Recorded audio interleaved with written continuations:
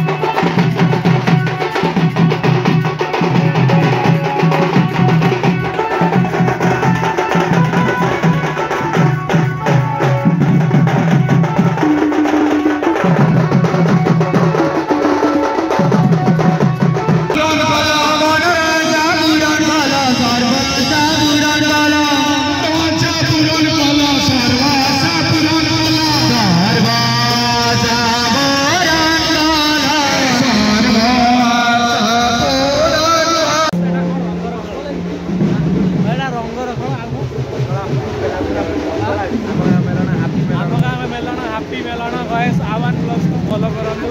Like करूँ share करूँ comment करूँ हैप्पी मेलन।